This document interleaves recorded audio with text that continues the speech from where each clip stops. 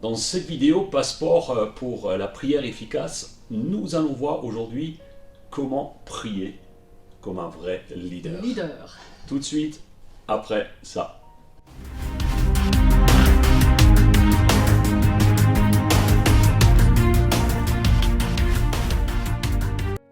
Bienvenue chers amis dans ce nouveau Spark Bible.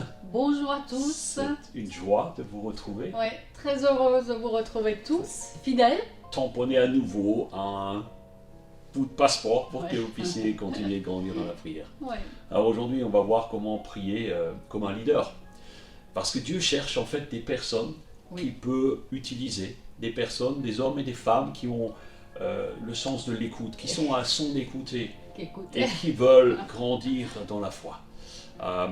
Et aussi ceux qui veulent relever des défis. Parce que Dieu cherche toujours des hommes et des femmes. Quand on parle de leader, ce sont des gens qui ont envie de relever des défis, qui n'ont pas peur. Le secret, c'est le cœur à cœur avec Dieu. Oui, oui. Il y a... Cœur à cœur, comme Jean posait la tête sur le cœur du Seigneur. Voilà. C'est la meilleure méthode. Pour devenir un homme, une femme de Dieu qui est efficace, il nous faut une vie de prière intense. C'est en fait le propre des grands leaders, comme nous le voyons. Et nous allons voir un leader aujourd'hui. Ouais, comme on vous l'a promis. Comme promis. Et un super leader qui est un de mes favoris dans la Bible, c'est Néhémie. Néhémie nous montre en fait les secrets pour prier comme un leader dans une de ses prières. Et en fait, on va le voir ensemble. Parce qu'en fait, le cœur d'une personne, et ici on voit que Néhémie en fait révèle son cœur à travers cette prière. Et vous savez, quand vous écoutez les gens prier ou quand vous priez avec des personnes, souvent le cœur se révèle. Et parfois, malheureusement, les prières ressemblent à une liste au Père Noël, mais ce n'est pas tout à fait ça. Alors, on va lire tout de suite dans Néhémie, parce que Néhémie était un homme de conviction. Et il va prier pendant plusieurs mois d'ailleurs, sans se relâcher, pour voir la gloire de Dieu. Et aussi, quand il a été affecté par la nouvelle de la chute des murailles de Jérusalem, il va être touché. Et voici sa prière. Et je voudrais rajouter, oui, la prière, comme on l'a dit précédemment, c'est le cœur à cœur. Et Néhémie déverse son cœur devant Dieu, là. Alors, dans le livre de Néhémie, au chapitre 1er, au verset 5, nous lisons « Ô Éternel, Dieu des cieux, Dieu grand et redoutable, toi qui gardes ton alliance et qui fais miséricorde à ceux qui t'aiment et qui observent tes commandements. » Et oui, voilà, ce n'était pas une prière au hasard. Il n'a pas prié, mais ici, dans ce passage, nous voyons et on va décortiquer ensemble cette prière. Il sait à qui il s'adresse. Il sait à qui il s'adresse. Ça, c'est donc la première des choses. D'abord, ce que nous découvrons dans ce verset 5, c'est qu'il prie selon la personnalité de Dieu. Et en fait, trois choses ressortent. Parce qu'il connaît Dieu. Il va dire, Dieu, tu es grand. Combien Dieu est grand. Et là, il fait une allusion à la position élevée de Dieu. Oui, il dit également, Dieu, tu es redoutable. Et dans ce cas, il fait allusion à la puissance de Dieu. Et ensuite, il rappelle que Dieu accomplit les promesses. Dieu accomplit les promesses et c'est là, ici, la confiance qu'il fait à Dieu. Et aussi, il rappelle à Dieu que Dieu s'engage à réaliser nos promesses. On devrait toujours prier en sachant déjà comment Dieu pourrait répondre à notre prière. En priant, logiquement, on est persuadé que Dieu va répondre. Voilà, on s'attend à une réponse. Et pourquoi? Parce que en lui disant tu es Dieu, tu es un Dieu fidèle, tu es un Dieu plein de bonté. Oui, plein de bonté, tu es un Dieu plein d'amour, tu es un Dieu merveilleux et tu peux te charger de mon problème. Oui, c'est ce qu'on devrait dire, Seigneur, mais j'ai confiance en toi, je sais que toi tu peux te charger de mon problème. Et là, nous en arrivons à la requête de Néhémie. Donc d'abord, nous rappelons l'identité de Dieu, et nous en tant que chrétiens, nous nous rappelons et nous rappellerons à Dieu dans nos prières notre identité de chrétiens, de qui nous sommes en Christ.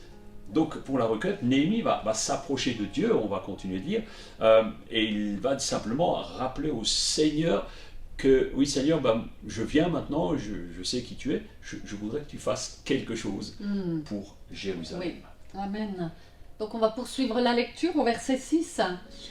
6 et 7, que ton oreille soit attentive et que tes yeux soient ouverts.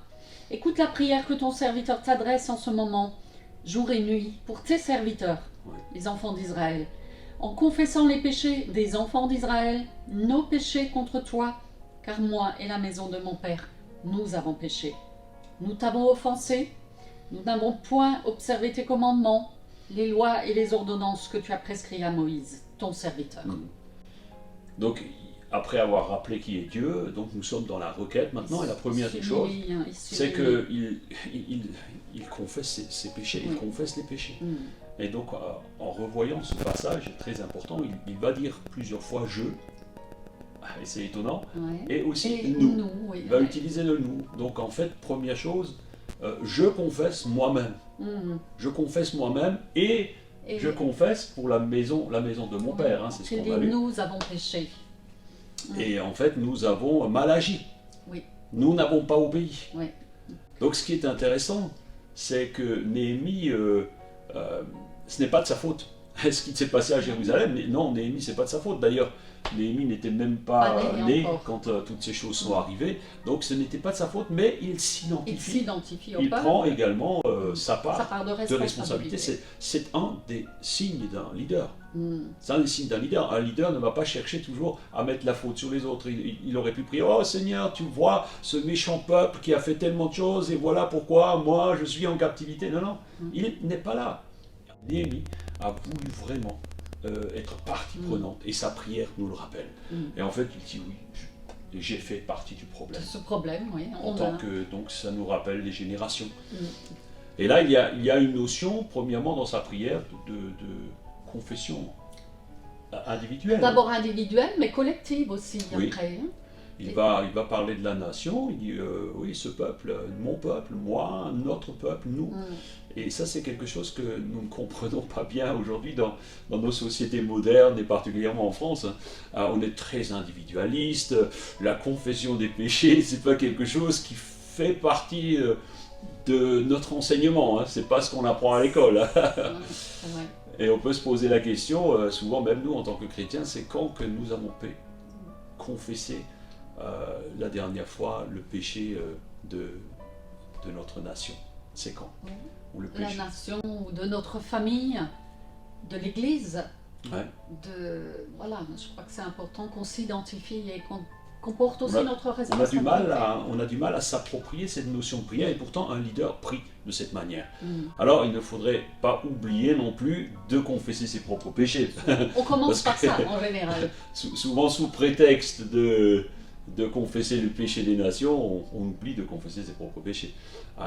Mais parce que nous sommes individualistes et en fait, ce que je remarque, c'est que notre société cherche toujours des coupables. Regarde en ce moment ce qui se passe avec le Covid-19. Cette pandémie, on cherche le coupable, on cherche le responsable. C'est qui la faute? On cherche la responsabilité. Mais en fait, un leader chrétien est capable d'endosser le sens de la responsabilité.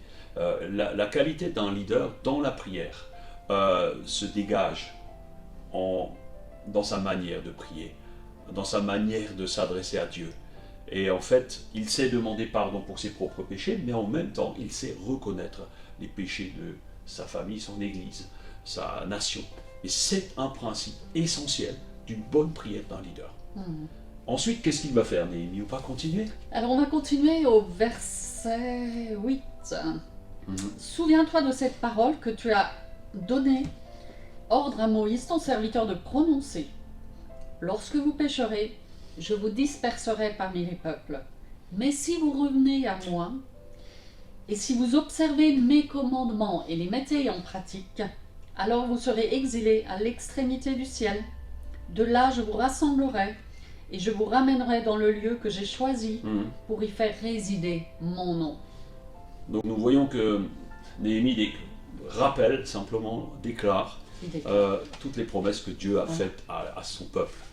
Est-ce que vous pouvez vous imaginer en priant, en disant simplement Dieu, souviens-toi de ce que tu nous as promis.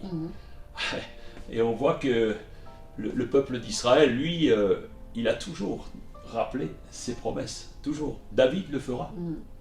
Plusieurs hommes de Dieu l'ont fait. Oui. Abraham a rappelé promesses de Dieu, tu m'as promis. Moïse a rappelé promesses. Et d'ailleurs, tous les prophètes ont rappelé les promesses de Dieu dans leur prière ou dans leur manière de s'exprimer à Dieu. Et ici, Néhémie dira, Seigneur, je voudrais simplement te rappeler cette promesse, ce que tu as promis pour ton peuple. Même si on n'a pas obéi, Ouais. même si le peuple a marché dans le péché, il se permet de rappeler les promesses de Dieu. La question qu'on pourrait se poser, légitimement d'ailleurs, est-ce que Dieu a besoin qu'on lui rappelle les promesses Je pense pas. qu'il nous a faites? Mais Est-ce que Dieu est devenu amnésique? Est-ce qu'il oublie les promesses qu'il a faites? Alors, pourquoi le faisons-nous? Pourquoi est-il conseillé? Pourquoi Néhémie le fait-il? Pourquoi les hommes de Dieu l'ont-ils fait? Eh bien parce que cela nous permet, à nous, de nous souvenir de ce que Dieu veut et les promesses qu'il a faites pour nous. ouais. C'est pour ça qu'il aime qu'on lui rappelle les promesses. On peut se remémorer les histoires de quand les enfants, on leur fait une promesse. Avez-vous déjà fait une promesse à un enfant? Sûrement. Oh oui, et si tu n'honores pas ta promesse, Oh il là ne là, manquera il pas ne de manquera pas le de te rappeler. le rappeler. Alors, simplement une petite parenthèse, faites toujours très attention quand Oh vous oui. faites une promesse, et moi je me reprends moi-même, de ne jamais ou de ne pas faire de promesses que De ne vous plus. aurez ou de ne plus faire. J'ai fait très attention. Parce que nous ne voulons pas donner des promesses à la légère, et Dieu ne fait pas de promesses à la légère. Mais là, on peut voir dans ce texte que Néhémie rappelle les promesses que Dieu a faites à Moïse. Il les rappelle aussi parce que lui, il est enfant de Dieu. Amen. Parce que Amen. le peuple est enfant de Dieu. Et c'est à ce titre qu'il peut le rappeler. Donc on peut lire au verset 11 la suite.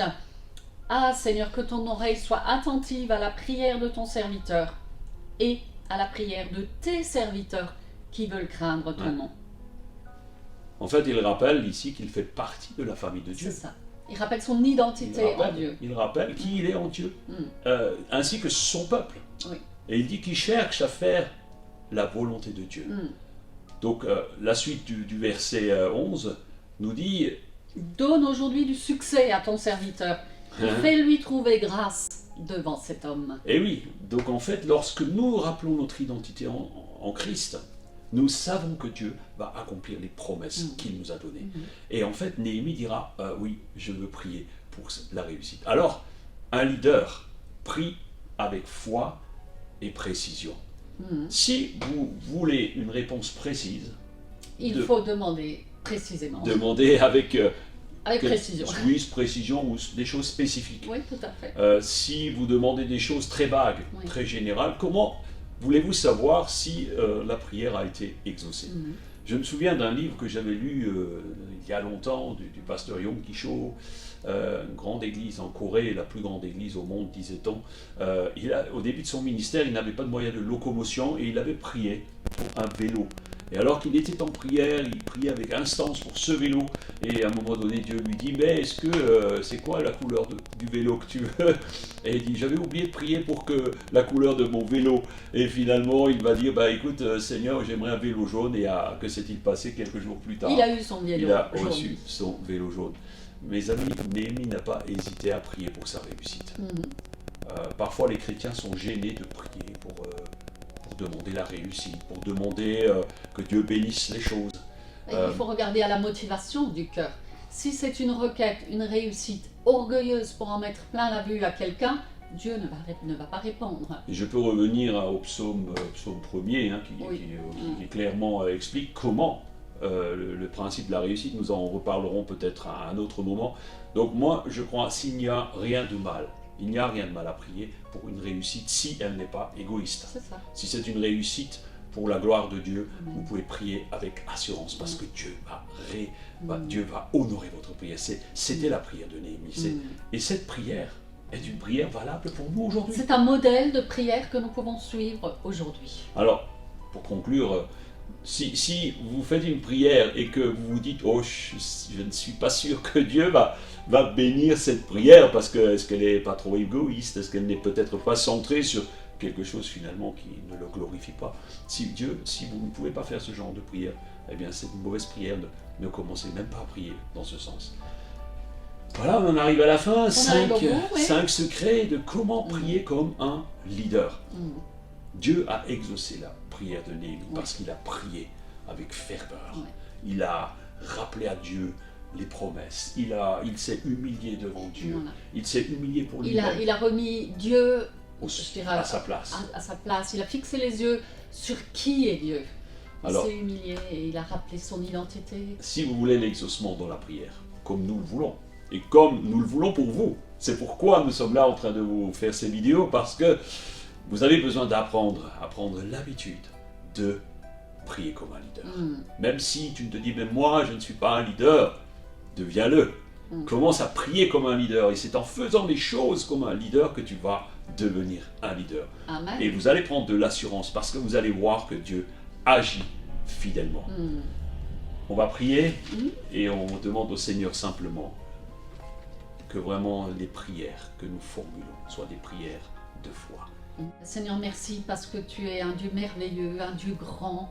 Et nous venons à toi, Seigneur, aussi pour te demander pardon pour nous-mêmes, mais aussi tous ceux qui sont derrière les écrans. Seigneur, pardon pour les fois où nous avons négligé ta parole, nous avons négligé ta présence. Seigneur, mais nous savons qui tu es et je te prie pour chacun maintenant, que chacun puisse rentrer dans une nouvelle dimension de la prière, parce que toi, Seigneur, tu as dit que tu serais avec nous tous les jours et que tu nous laisserais ton Esprit Saint qui est notre consolateur et notre conseiller. Alors Seigneur, merci parce que tu nous as adoptés dans ta famille et nous pouvons réclamer tes promesses pour notre vie. Au nom de Jésus, glorifie-toi dans nos vies. Amen. Et nous savons que ce que nous te demandons avec foi réussira. Amen. Alors simplement, relisez ce passage, méditez-le et qu'il puisse s'imprégner en vous. On vous aime. Voilà, on vous souhaite une très belle journée. Prenez soin de vous. Prenez soin de votre âme. Mettez-nous un petit pouce bleu. Appuyez sur la petite cloche si vous n'êtes pas encore abonné. Et on vous dit à la prochaine fois. Ciao. Spark Bible. Bye.